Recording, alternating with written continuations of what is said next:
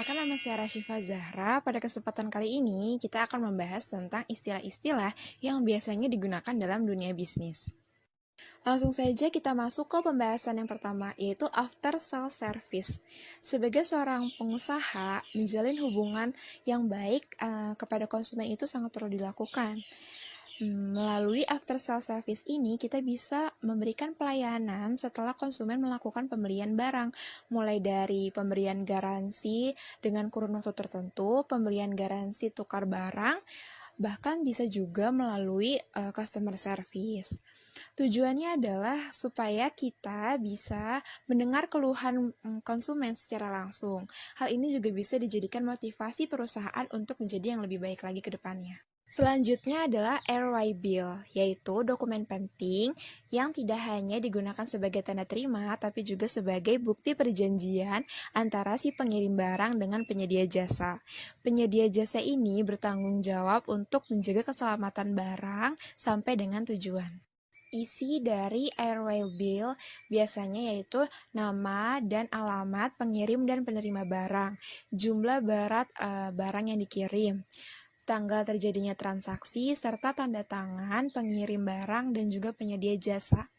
Dalam ROI Bill terdapat barcode yang bisa digunakan untuk melacak dan mengetahui spesifikasi barang. Selanjutnya adalah broker atau pialang. Broker atau pialang ini merupakan perantara antara pembeli dan penjual. Biasanya broker ini familiarnya di pasar modal, karena pada pasar perdagangan barang biasa, kehadiran broker ini tidak mesti harus ada. Konsumen bisa bertransaksi tanpa harus ada broker ini. Sedangkan di pasar modal, kehadiran broker sangat berarti, karena tidak semua orang bisa langsung bertransaksi di pasar modal ini. Maka dari itu, gunanya broker ini adalah untuk mempermudah orang lain untuk bertransaksi di pasar modal. Selanjutnya adalah Claim Constituting Bewitch atau CCB, yaitu suatu surat yang dibuat sebagai tanda bukti kerusakan barang. Biasanya surat ini dibuat untuk mengajukan surat pengaduan. Selanjutnya adalah klaim, yaitu permintaan ganti rugi dari pihak tertanggung kepada pihak penanggung sesuai dengan janji yang sudah disepakati. Selanjutnya adalah confidential, yaitu sebuah kerahasiaan. Kerahasiaan yang kita maksud di sini adalah apabila kita mempunyai suatu informasi yang kita simpan di sebuah database, itu tidak bisa orang lain yang tidak berkepentingan itu mengaksesnya. Dengan kata lain, hanya yang berkepentingan saja yang bisa mengakses hal tersebut. Selanjutnya adalah CV. Dalam dunia pekerjaan, CV memiliki pengertian yaitu sebuah riwayat keahlian atau kemampuan kita yang disertai dengan berkas-berkas yang diterbitkan oleh suatu lembaga tertentu. Selanjutnya adalah faktur. Faktur adalah dokumen yang merinci transaksi antara pembeli dan penjual, baik transaksi secara tunai maupun transaksi secara kredit. Misalnya, transaksi secara kredit, faktur juga merinci tentang ketentuan ketetapan serta informasi pembayaran yang tersedia.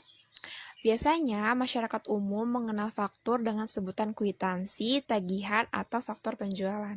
Selanjutnya adalah CV atau Commoditary Venture Shop, yaitu sebuah perusahaan yang didirikan oleh satu atau beberapa orang secara tanggung-menanggung dan bertanggung jawab, dengan salah satu atau beberapa orang sebagai pelepas uang atau mitra diam yang sudah diatur dalam KUHD. Sebuah perusahaan yang berbentuk CV biasanya dipimpin oleh salah satu sekutu perusahaan yang disebut komplementer. Selanjutnya adalah packing list, yaitu sebuah dokumen pengemasan yang menunjukkan jumlah, jenis, dan berat barang yang ingin diimpor maupun diekspor. Packing list ini merupakan penjelasan nama barang yang ada di commercial invoice. Biasanya perusahaan yang membuat packing list ini mengemas barangnya sendiri.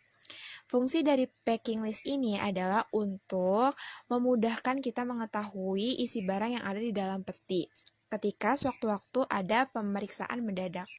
Selanjutnya